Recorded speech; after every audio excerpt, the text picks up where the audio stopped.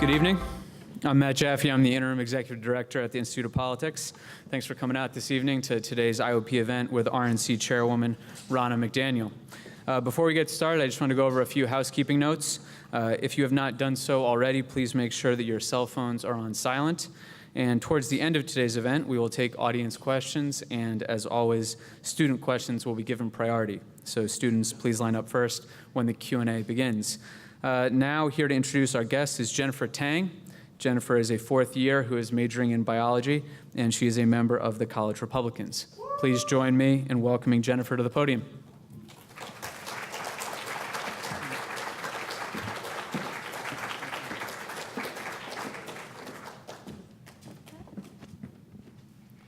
Good evening, everyone. Thank you for attending. Tonight, I have the honor of introducing Ms. Ronna McDaniel.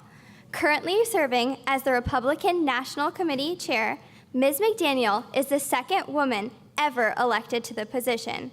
Under her leadership, the state of Michigan went red for the first time in almost 30 years. A grassroots conservative activist her entire life, Ms. McDaniel was introduced to politics at a young age. After working on her mother's Senate campaign at age 19, Ms. McDaniel was unsure if politics was her path. Instead, she launched a successful career in fundraising, media production, and personal management. Yet, Ms. McDaniel was drawn back into the political arena through her passion for the betterment of the community. In her local community of Northville, she has served on public safety and land planning committees, as well as her PTA. From the time her decision was made, Ms. McDaniel never looked back and began her trajectory as an undeniable force in national politics. Ms. McDaniel has served as precinct delegate, district committee executive member, state committee woman, and national delegate. In 2015, she was elected the state chairman of Michigan. During the 2016 election, she served as a delegate to the national convention for Donald Trump and was elected RNC chair in 2017. As the RNC chair, Ms. McDaniel has played an integral role in defining and heading the conservative movement. Leading this evening's discussion is Karen Tumulty. Ms. Tumulty is the national political correspondent for the Washington Post. This quarter, she is serving as a resident fellow here at the IOP. Without further ado, on behalf of the university, please join me in welcoming Ms. Ronna McDaniel.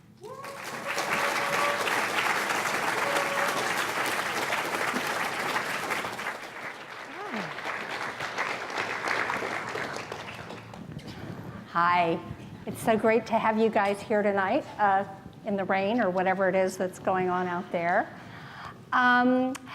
First of all, I think this is just such an interesting time for anybody to be a party chairman, given all the turmoil that seems to be going on both sides. And in a couple of weeks here, we're going to have your Democratic counterparts sitting on this very stage talking about all of this. So I think the first question I'd like to ask you is a pretty basic one, which is, what exactly is a party chairman's job, and how is it different when your party has control of the White House versus when it doesn't? Great questions. Thank you, everyone, for being here. It's so wonderful to be in Chicago. I'm a Michigander, so you're not that far away from me, and come to this city often, and I've never been to this campus, which is just truly beautiful, so thank you. Those are great questions. So I served as the Michigan Party Chair during the election, served through multiple positions within my state party, and really a lot of the state party chair and the RNC chair job is very similar. A lot of it's raising money. A lot, I'd say a huge portion of my time is going around the country and raising the resources, and then setting up an organization as to how you're going to elect Republicans across the country in the races that you designate competitive. And it's obviously a huge part of the job. The difference between having the chairmanship with the president and without the presidency, I think, is a pretty stark difference. I've talked to Reince Priebus, who was my predecessor. When he was RNC chair, he had a lot of autonomy. He could say, this is what we're going to do. You know, now when we're doing a communications push or we're doing talking points, we're going to make sure we're in sync with the White House. We're going to make sure that we're on the same page. So there is a lot more coordination between the party and the White House. I'm very comfortable with that because when I was Michigan party chair, I had a Republican governor, I had a Senate and a House that was Republican as well. So that situation is not foreign to me because as Michigan chair, I worked with my Republican governor quite a bit. And they didn't all see eye to eye, which, surprise, that's still happening sometimes, even within your own party. But raising money is a different kind of challenge these days, in part because, McCain-Feingold got rid of the unlimited soft money contributions. You've got Citizens United, which really funnels a lot of money into outside groups, again, unregulated. How has that changed? I mean, how has that changed your job in terms of having to make your case to donors? Yeah, so we never, since I've been chair, you could never have soft money. So I've only dealt, the only way we can raise money is through personal donations, through individuals. It's disclosed, we have to file FEC reports. And it's really a relationship on the major donor side. We have 3 ways that we raise money. One is digital and online. That's a big portion of our fundraising. With President Trump, we've broken a lot of records on that front. Mail, I don't think a lot of people realize how much mail is a huge component of fundraising. Having a strong mail program. When I became Michigan chair, our mail program was suffering. We had to retool the whole program. You want to make sure you're not losing dollars on a very expensive way of fundraising. And then the third is major donors. And that's traveling the country and talking to folks about investing in the party. I love fundraising. I love it. You should never leave a meeting without making an ask. If someone's having a meeting with you, they're expecting you to make an ask. I think it's a critical thing for women, especially women candidates, to push fundraising and learn to fundraise for themselves. It's one of the things I found when I was Michigan party chair that some of our women candidates really struggled with that. I don't know why. And so we had schools that we set up and we taught them. But you have to believe in yourself enough to say to somebody, I need your money because you need to believe in what I'm doing. But if you don't have resources, you can't send out mail pieces. You can't put TV ads up. You can't put a walk program in place. You need the resources to compete. And there's a lot of money in politics, and there's other discussions to be had on that. But right now, if you don't have resources, you're not going to be able to get your message out and win elections. Well, by some measures, the Republican Party is as strong as we've seen it in 80 years in terms of you've got all the levers of power in Washington. You've got what, 34 governors, which ties your record. 36, yeah. 36? Oh, yeah. Sorry, I'm behind on 2. You guys, over the Obama years, picked up something like 900 legislative seats. But then, by other measures, I mean, the party's having trouble pushing its agenda in Washington. The president's popularity levels are as low as we have ever seen public approval of a president at this stage. So you're going into a midterm election. And midterm elections are usually pretty tough in the president's first term. I think since 1934, only George W. Bush in 2002 actually picked up seats. How do you try to navigate this environment? So a couple things on that front, which is, yes, the Republican Party, in terms of offices that we hold, statewide, governorships, attorneys general, secretaries of state, Senate, House, and White House, we are in the strongest position we've been. And I want to articulate why that is. When you talk about the soft money, when President Obama ran in 2012, he had the best organization I think anybody had ever seen. It was called the Neighborhood Model. He deployed that against my Uncle Mitt.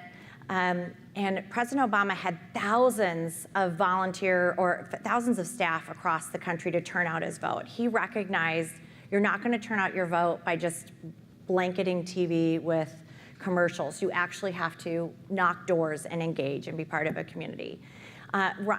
Just to give you a visualization, President Obama had maybe like 8,000 volunteer or staff across the country. Mitt Romney and the RNC together had close to 800, okay? That was a huge differential between their ground game. So Reince Priebus, my predecessor, said we need to retool the way the RNC works. And we stopped doing TV commercials and we stopped doing radio, and all we invested in was data, figuring out who our voters were, who our likely voters are, and then a turnout. How are we gonna turn them out? What is the message? We're gonna knock doors and we're gonna expand our ground game. Now, the reason why the DNC has not had that same success is when President Obama came in, he created Obama for America and did not invest in the DNC. And I understand why, because that was his resource and he took it offline, but then it became a soft money entity.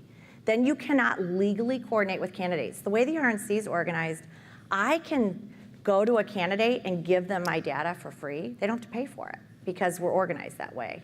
I can give it to the NRSC, I can give it to the NRCC because it's central to the party. But once it goes to an outside structure, you can't do that. So think about what that means when you're identifying voters in your party and then you're knocking doors and turning them out. You don't just help the top of the ticket. So when you talk about those 900 legislative seats, when I was Michigan chair, people say, oh, you won Michigan for the presidential race for the first time since 1988. Yes, we did. But because of our ground game and because of our investment in data and because of our ability to identify our likely voters, we also won 63 out of 110 state representative races. We won our Supreme Court races. We won 5 education seats. You lift the whole ticket from school board to the top of the ticket when you invest in the party structure. But how are you going to deal with the political climate? And especially, you've got this situation where the President of the United States is taking pot shots on a regular basis at senior Republican officials, most recently this exchange over the weekend with Bob Corker. You have Steve Bannon leaving the White House and going out and essentially declaring war on Republican incumbents. You have Nick Ayers, who is Vice President Pence's chief of staff, telling big donors, take your money away from incumbents and use it to fund challengers. What does this do to your job? Well, it helps to be a little like Switzerland and recognize that we have to let our policy and our purpose unite us. We ran on certain things, and yes, you may have disagreements within your party, within your family, right? But at the end of the day, our goals are the same. We ran on tax cuts, we ran on infrastructure, we ran on repeal and replace. Those are things that the party needs to come together and do, or our base will say you didn't deliver on the things we elected you to do. So at the end of the day, I don't really get concerned about personality conflicts. I'm more focused on what is the policy that's being passed and are we accomplishing the things that we got done. And we have not delivered on some of those signature promises yet. Now you have seen deregulation, you've seen Neil Gorsuch, you've seen the Veterans Accountability Act, you've seen $8 billion in military spending, you've seen a lot of things that were run on. But not the big signature promises. Not the big signature ones. And so this is where, listen, I hear that every day. But does it help when the President of the United States is attacking members of his own party? I think the president's frustrated because, and I hear it when I'm in Michigan or around the country, because they're saying, we sent you there to get this done, and why aren't you getting it done? And I think part of the president's desire to run was he was sick of seeing Washington stuck in the status quo and not accomplishing things. So he's a businessman, he likes things to get done, and so he pushes hard and he says, get it done. And so we'll let that happen. They can have that dialogue. At the end of the day, if they don't come together and get things done, that's what we're gonna be held accountable for, not their conversations in public. But your predecessor at one point, Reince Priebus, during the presidential campaign, asked Donald Trump to tone it down a bit, and we saw how well that worked. Have you had any of those kind of conversations with the president? I know the president's going to tweet, and the conversations I have with the president will stay between me and the president, but that's part of who he is. I mean, when he goes to these rallies, that's what his base is, and I think he's always going to want to have that dialogue with the voters directly instead of funneling it through the media, and I don't expect that that's going to change. And he also seems to be, I mean, they also seem to be turning a little more, and specifically the president, to the social issues, whether it's NFL players taking a knee. I don't think that's a social issue. It's not a policy issue. You have you know, on healthcare, they're now sort of more restricting access, people would say, to birth control. Are these social issues, are they helpful? Is this what you think the country is anxious to be talking about? Let's talk about the economy too, and there are other things. I mean, the NFL issue, I think there's a lot of people and there's differences of opinion. Obviously, we know there are racial injustices happening in this country. We all know that. There needs to be a dialogue about that. And I think these players have the right to take the knee, but I also have the right to say, I don't think that's the appropriate venue. I don't think you should protest our flag. And I can't think of anybody more suited to feel that way than the President of the United States, the person who's sending people into harm's way, who greets the flag-draped coffins when they come back of military men and women who are serving our country. I think it's odd that, to me, that he would be disparaged for believing strongly that you should stand for our flag and our anthem. So it doesn't mean that you shouldn't have a dialogue the other thing, but everyone's entitled to their opinion as to how that dialogue should be had. When it comes to the birth control, listen, this has been a long issue, which is should religious organizations like the Catholic organizations that don't believe in birth control, should they be compelled to provide birth control if it's against their religious beliefs? I think that's a valuable dialogue to have in this country. I think we need to have more of a dialogue and understand where other people are coming from, because right now, I think a lot of Republicans feel like if you say something, you're automatically the enemy. If you disagree with us, you're an enemy and you're a bad person. You're not a bad person for saying, hey, I believe in religious freedom. I believe in that. I think churches should not be compelled to have to provide birth control if it's against their religious beliefs. So is it helpful to the president? I don't know. I think it's upholding the Constitution, and there'll be differences of opinions, but having a respectful dialogue is helpful on these issues. Well, I talked to a lot of Republicans, and they say, you know, that they would really rather see the president out there making the case for tax reform. Which he's doing. But he keeps stepping on his own message with tweets about kind of random things he just saw on TV.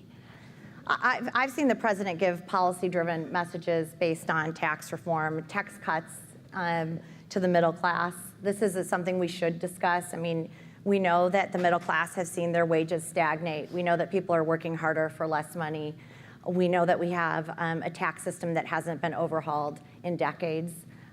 This is something that Republicans and Democrats should be able to come together and work for, and the president's leading on that. I've been with the vice president. We've held roundtables on this. I've traveled to Pennsylvania and other places to have meetings with small business owners to talk about what that burden is for them, how they're struggling, some of the other struggles they have, finding people who will work and work in their businesses and stay there. I mean, those are lots of issues that we're talking about. But look at the economy. You've added 1.2 million jobs. Consumer confidence is at a high. Your unemployment rates are lower, and you've had higher labor participation rates. So I do think those things are being focused on. But you wear many hats, and you can't just focus on one thing all the time.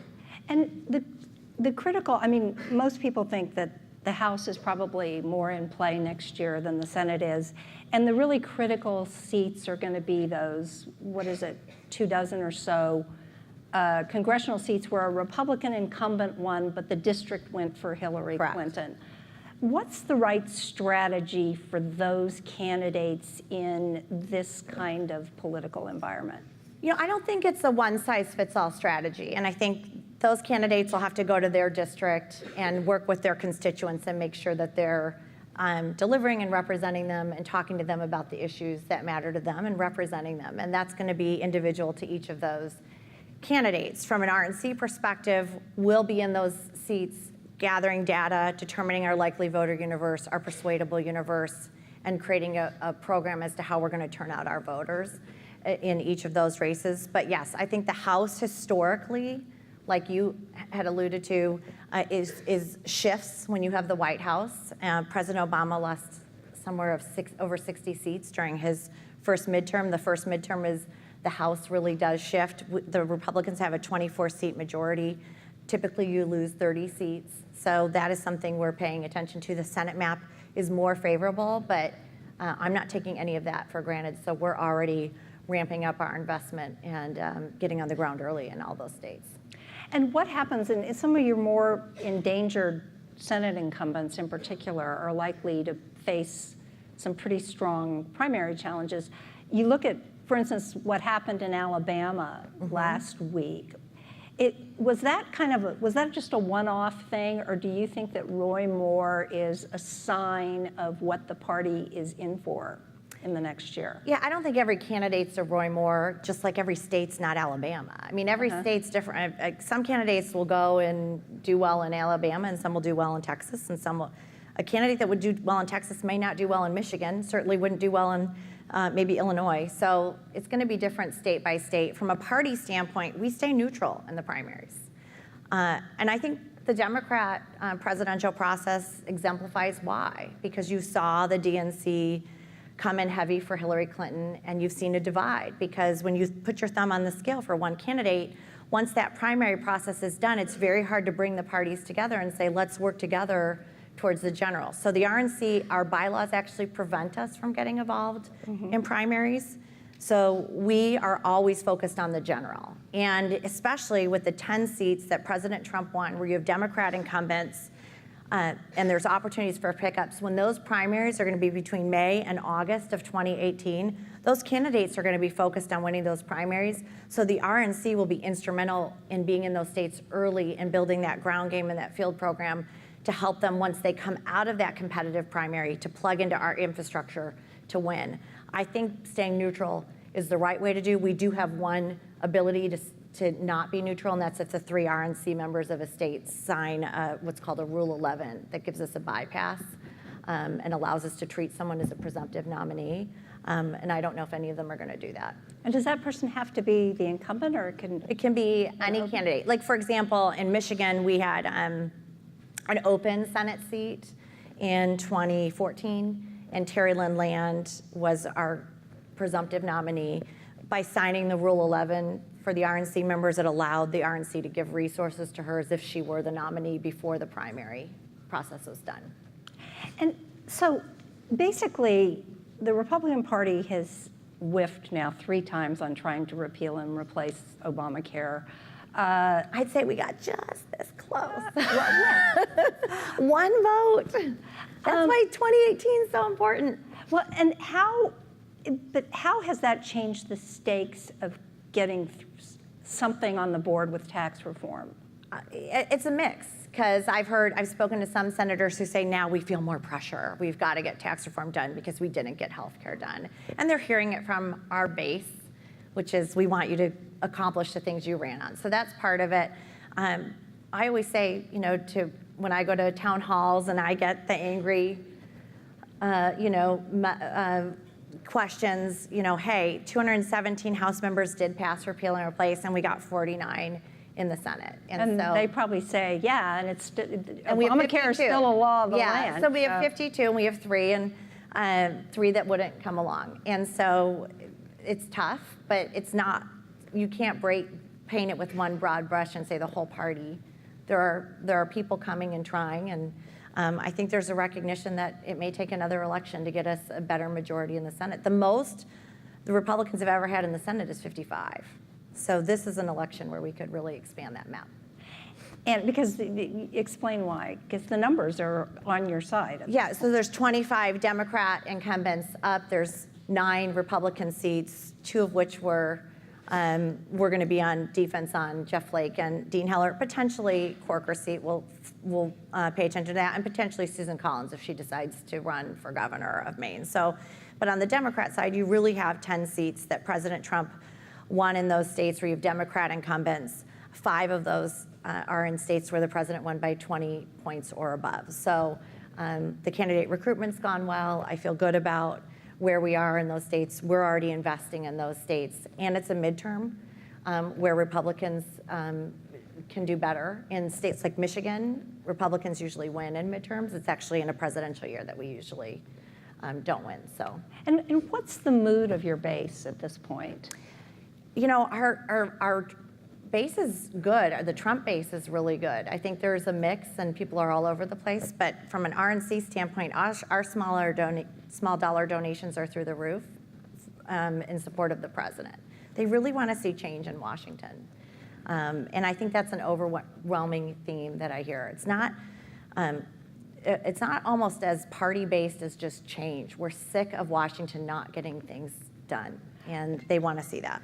But that's not turning into disillusionment over the fact that they've sent Donald Trump there to do it, and not a whole lot besides a Supreme Court nominee and some regulatory rollbacks have happened. Well, I think regulatory rollbacks don't get enough credit. I mean, I did small roundtables with Ivanka Trump during the campaign, and almost every small business owner would say that regulations were just as devastating to their company as the taxes. And so pulling back those regulations, and think about, I want to say this, I want you to think about this.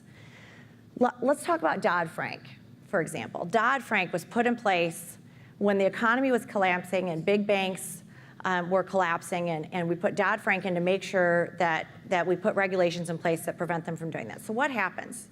You put in mountains of regulation. I don't know if anybody's tried to refinance a home or anything. I have. It's the most torturous experience now. But you put in all these regulations in place. Guess what the big banks do, or guess what the big companies do? They hire more lawyers and they hire more accountants. They're fine. It slows them down a little, but what does it do to the community banks? What does it do? They don't have the money to hire the accountants and the lawyers, so they go out of business and they get sucked into the bigger institutions. Guess who the community banks lend to? Women and minorities. So in the name of doing good and putting all these regulations in place and saying, we're going to prevent you from doing this, what you did is you actually made it easier for the bigger institutions and harder for the smaller community banks. This is why when I talk to small business owners, or even big business owners, they say, you know what? I could not start my business today in the regulatory environment that exists. I wouldn't have even tried. Every big business started small. So we talk about regulations and people gloss over. You really need to sit and think about it.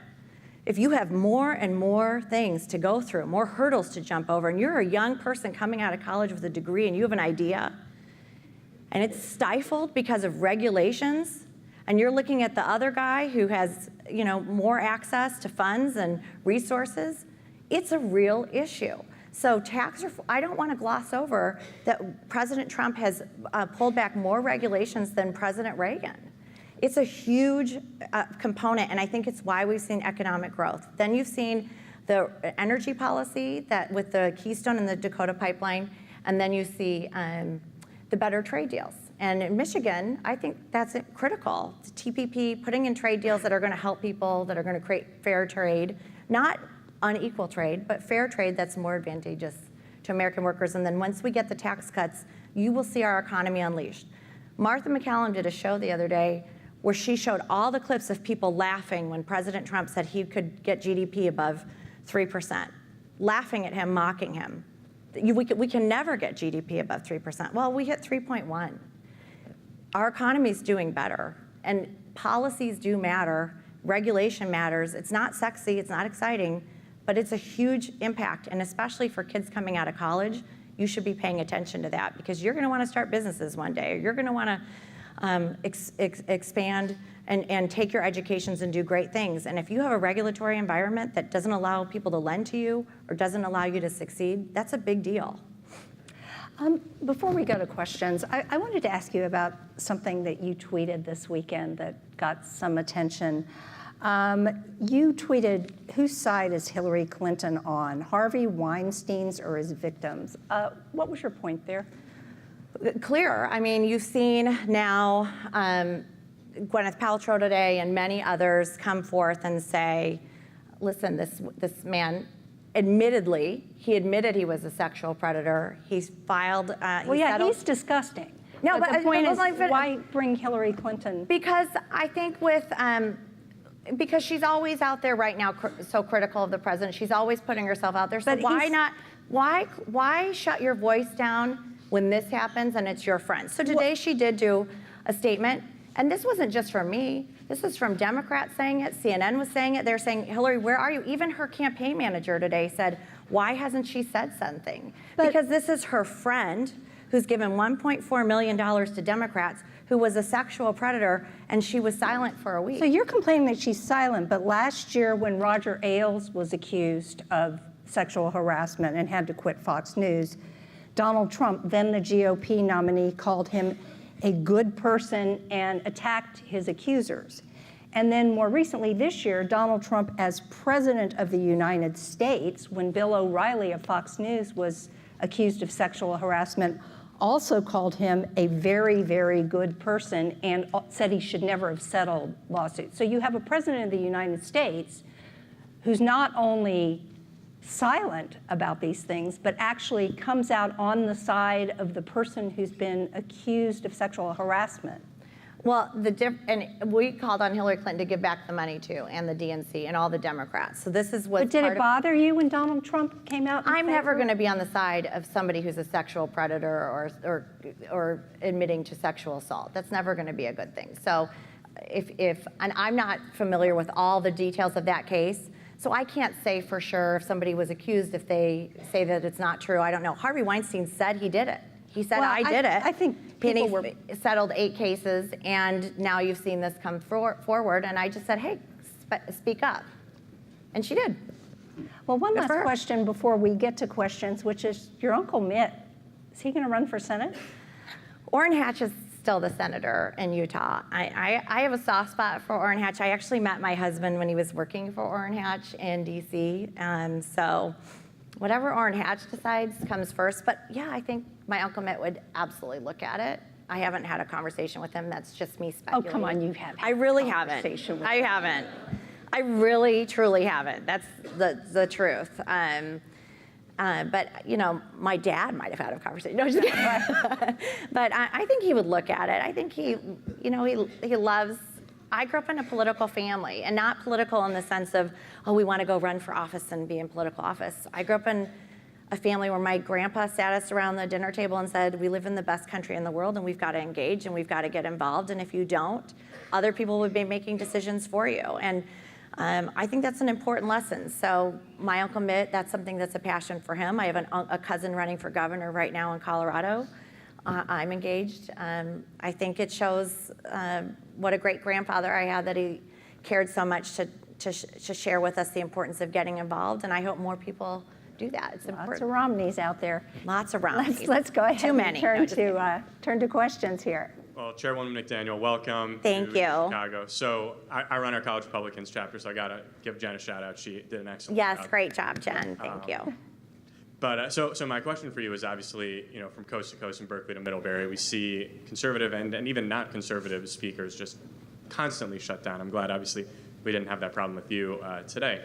But so I'm curious kind of what you see in terms of, do you view there as being policy remedies to this clear problem? I mean, the ACLU was just shouted down in Virginia, and they're obviously not too conservative. And then additionally, what do you kind of see as the role of college Republicans on campuses in general and writ large in elections?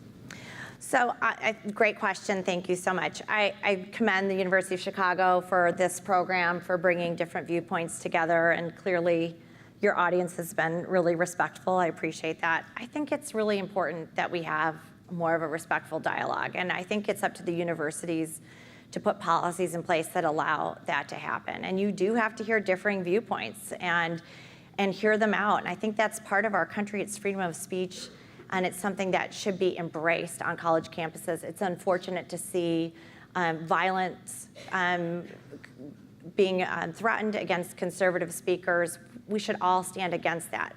Anytime anyone's voice is being shut down or unable to be heard, or you can't go speak on a campus because you're getting death threats, that's not a good thing. So we've got to be able to have differing viewpoints, and sometimes there are viewpoints you will really disagree with.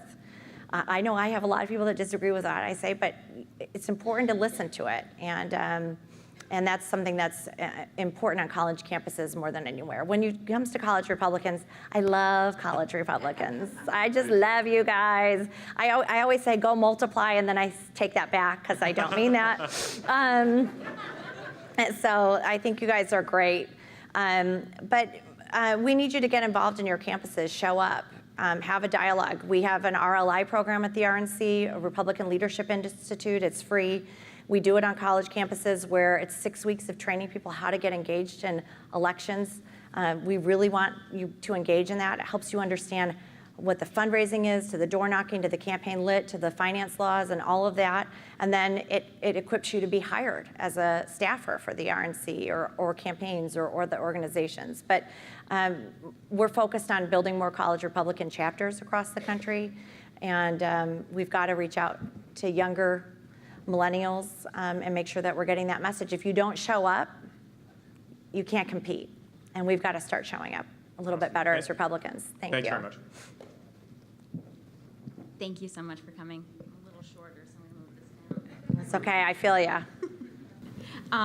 So I wanted to go back to the comments on the rift in the Republican Party, and hoping you could speak a little bit more to that. So, I want to respectfully disagree. I think it's more than just a personality issue. We never heard Senator Chuck Schumer tweet that someone missed Obama's shift of the adult daycare this past weekend. So, as Senator Corker said to Trump, Senator Corker is certainly not the first Republican to come out against Trump with such comments. So as leader of the RNC, if more and more leaders in the Republican Party turn on Donald Trump and call him being dangerous to our country's stability, are you prepared as RNC chair to say he's no longer your party's candidate? First of all, I disagree with the comments about the adult daycare center. And I interact with the president regularly. I interact with General Kelly. I look at his cabinet. I think it's fantastic. I think Senator Corker just, made a comment. I don't think, but it is a personality. You can disagree, that's fine. But there are personalities.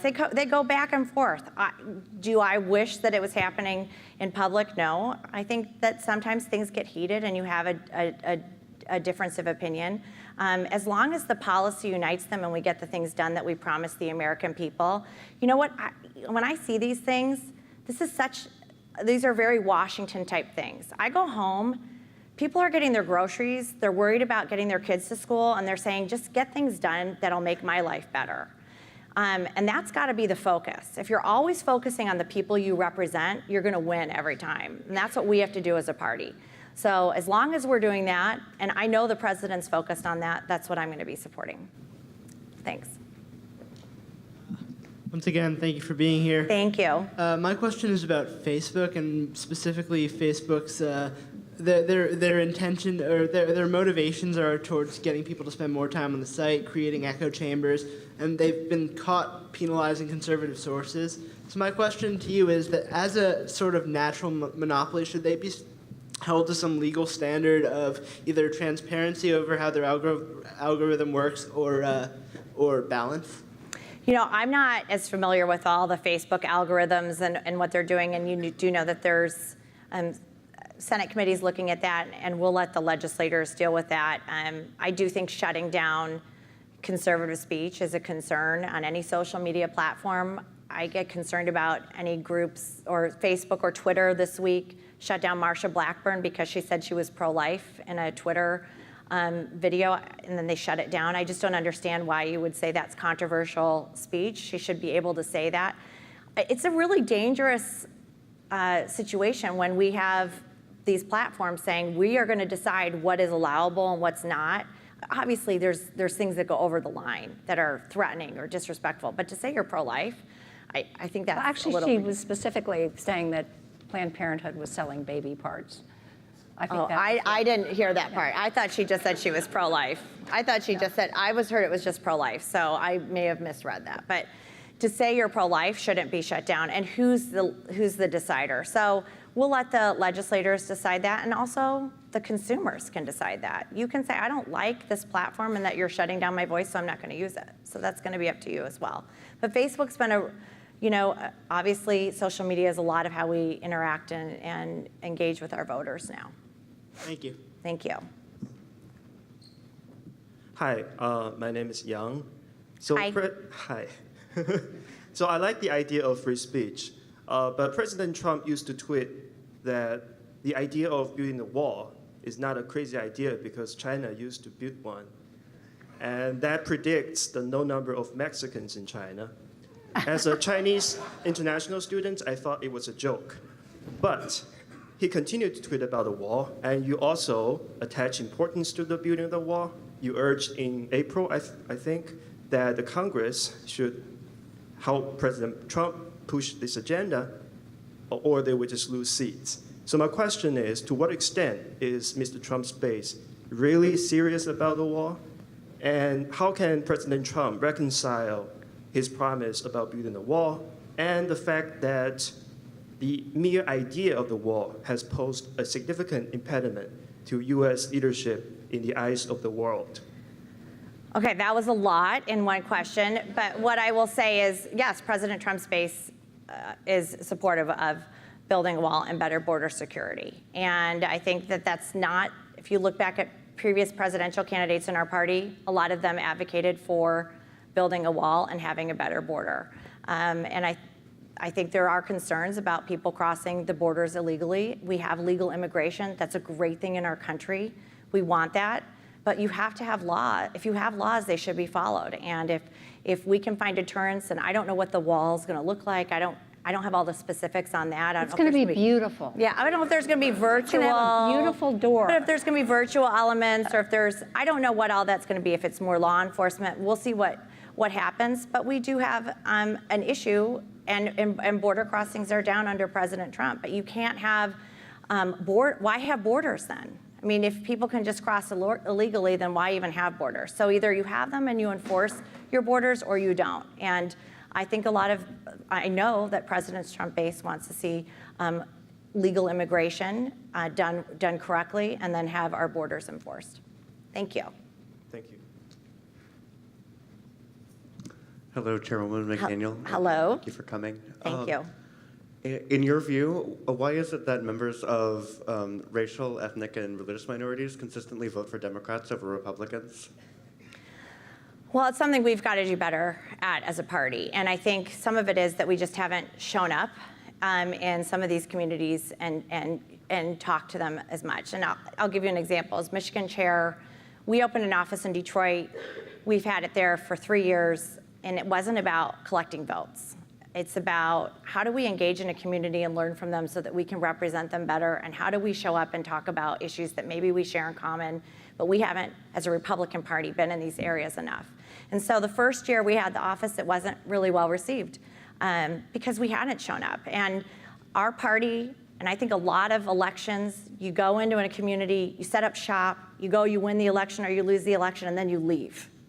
Then you come back the next election, and then you leave. It has to be more than that. It has to be engaging and being part of the community and listening. And I'll give you an example. I was in Detroit. This is our 3rd year. We do Juneteenth events and Martin Luther King Day events, and we're part of the community. I talk to the black pastors. They don't agree with the Republican Party all the time. We're not going to win Detroit anytime soon, but we're showing up and we're learning from each other. We've got to start doing that in all types of communities. But we had a roundtable, and we were talking about President Trump's agenda on skilled trades, that we need more vocational schools and we need more skilled trades, that there's a real gap, especially in Michigan. We have a real gap in the skilled trades area. And a lot of kids are going to 4-year universities, which are great. We don't knock those. But there are jobs for skilled trades and vocational training, and we need to provide that. And one of the women in my roundtable raised her hand and she said, it's hard for me to get a driver's license in Detroit. Driver's ed is very expensive, and I can't get a, so you talk about me getting a job, getting a license is an impediment to me getting a job. So I took that to my governor in Michigan. I said, Governor Snyder, I want to talk to you about what I heard in Detroit. And he said, you know what? Thank you for bringing that. So when you have these dialogues, it helps, but we as a party have to start showing up in communities that we haven't shown up in before, and have a dialogue and talk about things that we have in common, because there's more in common than people think. Thank you. Thank you. Hi, my name's Frank. Thanks for coming here. Hi, Frank. My question, in 2016, I saw a lot of people become enthusiastic about politics for the first time. I saw a lot of people who are lifelong Democrats sort of change over and support President Trump. But I also saw a lot of people who I thought to be pretty conservative and like really Republican sort of turn away from the party and say things like Donald Trump, doesn't represent the traditional Republican Party, or say things like I like some of Donald Trump's policies, but can't support him because of some of the comments he makes. So my question would be, what should I say or what would you say to someone who is traditionally Republican but has sort of felt left out because of Donald Trump's sort of unorthodox policies on trade or some of the comments he's made? In other words, what's the conversation like around the Romney Thanksgiving table? I know, we're gonna do a pay-per-view. I'm gonna use it as a fundraiser. It's very fascinating. We have lots of family differences this election, just like a lot of families. And by the way, it's been heated in a lot of families. I think we are very divided as a nation. It's not something that's good. I see it with my kids even in school. I mean, this is just something we've got. I hope things like this, I hope you leave and become leaders and help bridge that. I really do. And even if you have a different opinion, I remember I had a girlfriend who just really did not support President Trump. She's a hardcore Democrat. But what about Republicans who? Well, I'll talk about this too, but we went to dinner after the election and she started crying. She's like, I have to understand why you voted this way. And we had a conversation and we see things differently, but we're still friends. Our kids still go to school together. We still see each other, but you can have that dialogue. With Republicans, this is what I would say to anybody is you're never gonna find a candidate that mirrors you exactly, unless it's you, right? And we encourage you all to go run for office. So write down, what are your priorities? What are the things that are most important to you? I think everybody should have that list because if you're a single issue voter, great. That's a no-brainer. You know what you're gonna vote on that issue every single time. I don't like being put in the single issue box. I think women are put in the single issue box way too much. But I think, write it down. Is immigration important to you? Is fiscal policy? Is the deficit? Military spending? Look at it all and then compare it to the candidate. I don't get so wrapped up in the personality because you don't like everybody. I might not like everybody, but they might vote with the policy way that I like every time. And so I'm gonna vote for them because at the end of the day, I don't have to have them over for dinner, but they're affecting my life and what policies go in place. I think we saw some Republicans walk away this election, and I've seen as chair, they've been coming back because they want to see good policies enacted and conservative policies that they agree with. Yeah, thank you. Hi, thanks so much for coming. I wanted to ask about the peculiar Republican fixation with coal. Coal employs a tiny number of people compared to, for example, solar and wind. It's not getting cheaper. Say that it's to not the growing. people in West Virginia. Go ahead. Well, I'm asking you. It's 1/3 roughly compared to solar, and it's not getting cheaper, and it's not growing, unlike solar and wind. Red light. And yet, nonetheless, both Trump and congressional lawmakers from the Republican Party talk all the time about coal, and have used it as a justification for pulling out of the Paris Accords and the Clean Power Plan, which Scott Pruitt just announced yesterday. So I wanted to ask if you personally, or if the RNC agrees with Donald Trump that coal jobs are going to come back, that these policies are going to revitalize the coal industry. And I wondered if you could include in your answer your personal views on the scientific reality of climate change. Okay. So we have seen, have you been to West Virginia? Have you ever been? Yes. Okay, so I was just there with the president in West Virginia when the West Virginia governor actually switched parties to the Republican Party.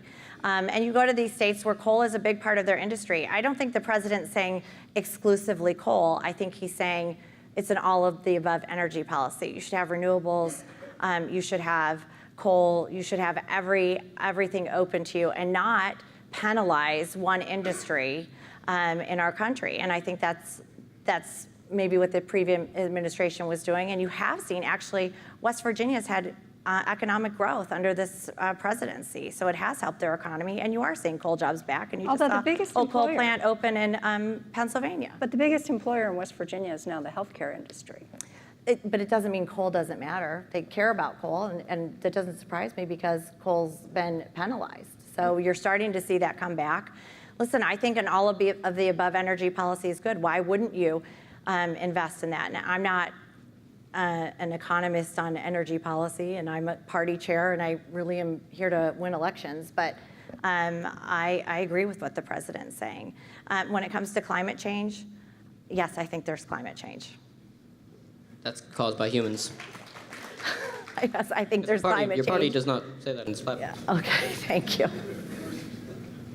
Hi, I'm Gilad. Thank you so much for coming to speak with us today. Yes. I had a quick question about the United States in relation to their allies. Do you think that under President Trump, the relationship has improved with any countries that the U.S. is historically close with? Because from our end, it seems like whether it's Canada or Australia, there have been a lot of problems. Are there any countries where it's gotten closer?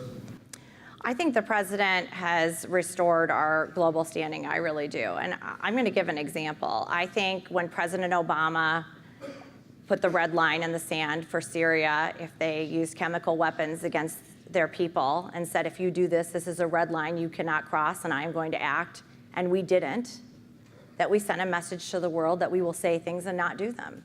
And then when Bashar al-Assad used chemical weapons in Syria recently, President Trump said, you crossed that red line that we set and we're going to take action. I think that that has restored us as a global leader. I think the president gave an excellent speech at the United Nations. He has good relations with Theresa May. He has good relations across the globe. And I think he's investing in that. He's met with world leaders. He went to Saudi Arabia. He went to Israel. This is a president who is strengthening our alliances across the globe. So I believe that. And then you have Secretary of State Tillerson, and I think Nikki Haley's done a fantastic job as well. Thank you. I'm Marcelo. Thank you so much for coming. Hi. The last time my city had a Republican governor, or sorry, a Republican mayor, was in 1940. I'm from New Haven, Connecticut, which is one of the largest cities in New England. And you mentioned Detroit, but your party doesn't really exist there. How will and Donald Trump talked about repairing inner cities, but your party doesn't really have a presence there. How will you try to expand your party into these areas? Because I, as an independent, personally think that it's good to have two parties in power, because we are run by a machine and it's extremely corrupt. So it'd be nice to replace our politicians so often. I think it's, and what city are you? Are you from Chicago? No, I'm from New Haven, Connecticut. New Haven, Connecticut, okay. I'm sorry. I didn't mean to disparage Chicago. So it's hard. We do need to do better in the cities. And when I said that we have this office in Detroit, I think, I'll tell you, I think the Detroit bankruptcy and however many people shows the best of what government can do in a bipartisan way. We had a Republican governor, you had a Democrat mayor, you had a city that was imploding. It was bankrupt, and you saw the philanthropic community, you saw the business community, you saw Mayor Duggan, and you saw Governor Snyder come together and restructure the debt of Detroit and pull it out of bankruptcy within a year. And I don't know if any of you have been to Detroit in the past year or so, but it's totally changed. And it's getting better. There's more that needs to be done, but it shows the best of every aspect of the community working together. We need more of that. I think mayors are more inclined to do that too, to work across party lines because they're working within their cities. But we have to start showing up in these urban areas as a party. It's going to be a long time, and it's investment. You know, you only have a certain amount of resources, right? If I had all the resources in the world, I'd be everywhere. So as you're trying to win elections, you focus on these battleground states. And when I talk about what we did in Detroit, that's a long-term investment. So my hope is as we go into these states, we stay in communities long-term and have a more relationship-driven goal rather than an election-driven goal, and we start being part of the community and giving something back, but then also being there long-term. And I think that's the right way to have two goals as a party structure, not just winning elections, but also building community relationships long-term. And that'll help us when we need to win some more mayor's races, and that'll be good. Thank you. Thank you. Hi, my name's Louis. Hi, Louis. I'm a political science major from the University of Vienna. Okay. And I wanted to come back to the NFL players taking knee issue. You say that you believe you shouldn't protest the flag. I didn't say that. I said I disagree. Yeah, I disagree with protesting the flag. Yeah. Down. Yeah, that's okay. And I said you're able to. I said I just disagree with that form of protest. Yeah. Okay. the thing is, a lot of the people that I get a response from on that, they say they don't protest the flag, they protest racial inequality in the country. And they choose this form of protest because of many other ways of uttering their dissatisfaction did not receive any acknowledgement from the conservative movement. There's gerrymandering, there's no acknowledgement for the Black Lives Matter movement. So my question is, why is it such a big issue for the GOP to give some legitimacy or some acknowledgement to this very peaceful and silent way of protesting? I think that conversation should be had. I just disagree with how it's being had. And they have every right to do that way. And I have every right to say I think it's disrespectful to our flag and our anthem and our veterans. And that's my viewpoint. And so you can't say, well, free speech exists here and they're allowed to do that, but you're not allowed to feel this way about it. That's how I feel. Now, I'm not saying we shouldn't have a dialogue about racial inequality. We should. I just don't think that that's the way to do it. I don't look at that and say, okay, now I want to have this dialogue. I think that's disrespectful. When I see people serving our country overseas, when I see all that our freedoms represent, that's not a venue that opens that up in my mind. So we'll see what happens. I think it's a dialogue worth having, but I just don't think that's the right venue. I think we promised you we'd get you out of here. I do. I have a plane to catch. So we're probably down to our last question. Hi there. Hi, I'm Casey Epstein. So this question is going to probably be a little bit out of your wheelhouse because I understand that you are the RNC chair. But when we talk to politicians, generally, a lot of them talk about how they can be more bipartisan. So I'm going to ask you who your favorite elected Democrat serving in major national offices. Oh my gosh, that's a terrible question. No. You know, I did a panel in DC recently with Dana Bash. She did a CNN series on women in Washington. And they asked me a very personal question about what it's like to be a mom away from your kids and can you have it all? And I was just having the worst mom day, like just failing on every level. My daughter was sick and it's hard because I'm on the road so much, there is a sacrifice. And I just started crying and the clips all over the internet and it's embarrassing and horrifying. And Dianne Feinstein just put her arm around me and just gave me a hug and was just like, it's okay. And I just thought it was such a kind gesture at a tough moment in my life. And I really appreciated that. And the other one would be Debbie Dingell because she's a friend of mine from Michigan and I've known her my whole life. I have Democrat friends. We disagree. I have Democrat family members, some who've disowned me. It's okay. I think that's good. It's good to hear other people's viewpoints. If you're only hanging around with people who just think like you, and you don't want to hear how other people think or why the way they think, I don't think that's healthy. So. But I would say Dianne Feinstein for doing that in that moment and just being so gracious and kind and wonderful to me in a moment, just as a mom, was really rose her in my esteem. And I disagree with all her policies. Thank you. Well, Thank you very much. Ronna, I want to thank you so much for being here and have a safe journey. Thank to Texas. you so much. Thanks for having me. Thank you very much, Ronna. Thank you all.